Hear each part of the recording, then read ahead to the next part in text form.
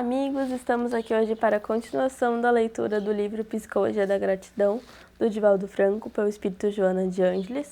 Vamos continuar a leitura no capítulo 4, subtítulo 3, Aplicativos Gratulatórios. Quando se pensa nos aplicativos gratulatórios, o arquétipo correspondente organiza a história dos acontecimentos para proporcionar um novo passo na conquista da consciência. Não se trata de uma aquisição convencional, mas da possibilidade de melhor entender-se a realidade. É uma forma de se reconhecer a grandeza da vida, sua beleza e seu significado. É natural que surja uma certa nostalgia conceptual em torno da gratidão, conforme a herança ancestral, devendo ser superada pelo sentimento de ser útil e de participar ativamente no processo de crescimento da sociedade como um todo, assim como do indivíduo particularmente. O ser humano é um co-criador dos reflexos da realidade na história da evolução moral e espiritual, revelada num todo, que muitas vezes apresentam-se nas paisagens do inconsciente, como sonhos arquétipos que se transformam em desveladores das metas a serem alcançadas. Todas as criaturas têm papéis de relevante importância a desempenhar no universo, permitindo que a consciência reflita as ocorrências do cosmos e logre introjetá-las na consciência individual, por fim, na coletiva. Herdeiro das experiências pessoais, o ser humano é convidado a crescer em cada etapa do seu processo de desenvolvimento ético-moral, experienciando pequenos valores que se transformam em significado profundo. É natural que se deseje produzir realizações de grande porte, capazes de provocar admiração num processo de exaltação do ego. Nada obstante, são aquelas de aparente pequeno valor que aprimoram o caráter e contribuem para a saúde emocional, por estarem mais vivas no dia a dia existencial de cada um e de todos em geral. A solidariedade, por exemplo, que fascina as massas, quando exaltada na comunicação midiática, raramente é exercitada como aplicativo gratulatório, devendo ensejar o hábito de ser útil, de estar-se vigilante e lúcido sempre, para ajudar, contribuindo em favor da mudança do status quo, vigente para um patamar histórico e moral mais elevado.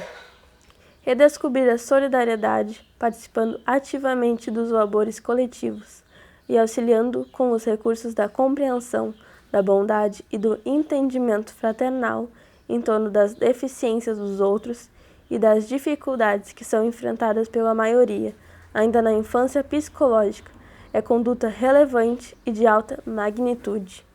Essa cooperação expressa-se mediante o interesse de tornar a existência na Terra mais feliz, diminuindo os nexos de atritos e de desconforto moral, social e econômico, através das pontes da gentileza e do auxílio de qualquer natureza que se pode colocar à disposição daquele que o necessita. Esse esforço faculta consciência ao ego sobre a sua responsabilidade de superar a sombra e vincular-se ao self, em ação dinâmica portadora de edificações significativas. Tal conduta favorece o indivíduo com a alegria de viver, auxilia-o na liberação do estresse, evitando que tombe na neurastenia ou na depressão. Exercitando o sentimento gratulatório, automatiza-se o comportamento que se fixa no inconsciente, passando a exteriorizar-se noutras oportunidades sem nenhum esforço.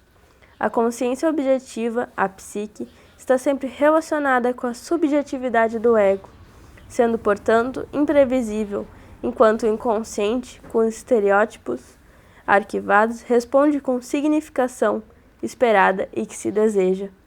Ampliando o elenco da gratidão, vale considerar-se a ternura que vem perdendo espaço no comportamento dos indivíduos armados contra as ocorrências perturbadoras e praticamente só expressa nos relacionamentos mais íntimos, nos momentos de emoção afetiva especial entre os familiares e amigos mais próximos.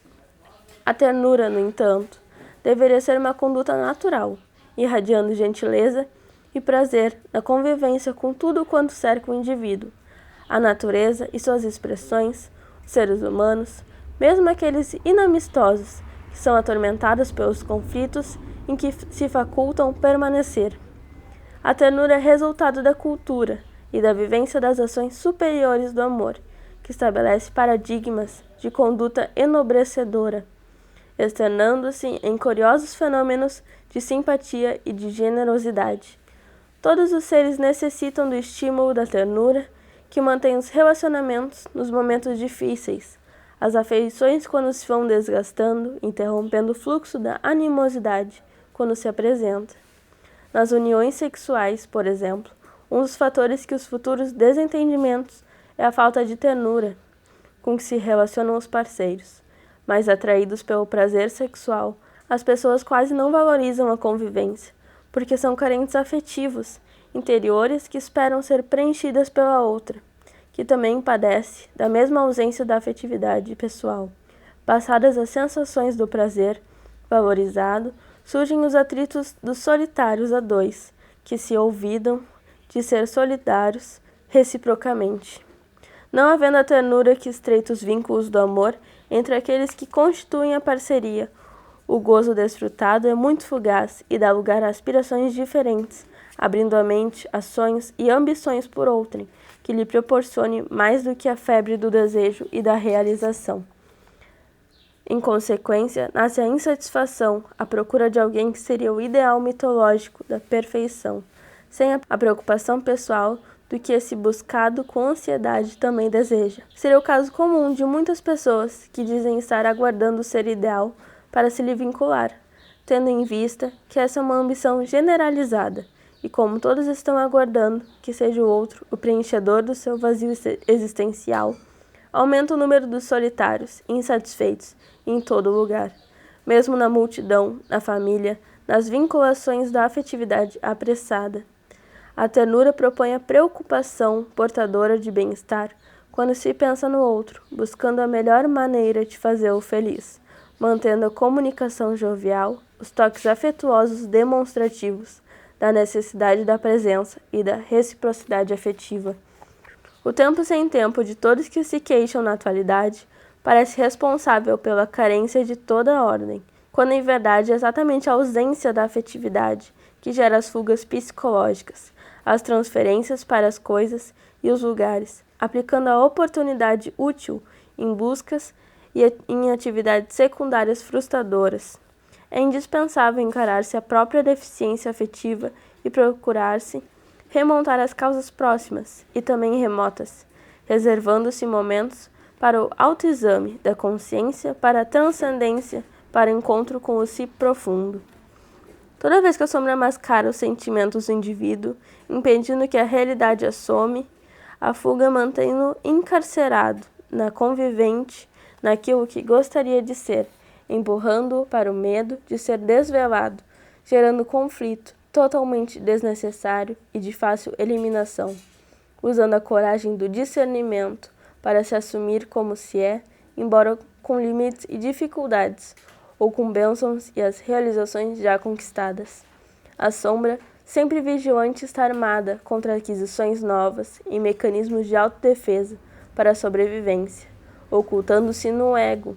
Nunca será demais o cuidado para identificar e trabalhá-la, diluindo a sua influência e libertando-se para assumir a própria realidade. A gratidão contribui para que essa batalha silenciosa que se trava na psique, porque oferece uma visão ampla do mundo e profunda de todos aqueles que fazem parte do círculo das amizades humanas. Esse foi o final do nosso terceiro subtítulo do quarto capítulo. Espero que tenham gostado. Deixem seu like, se inscrevam no canal e muito obrigada!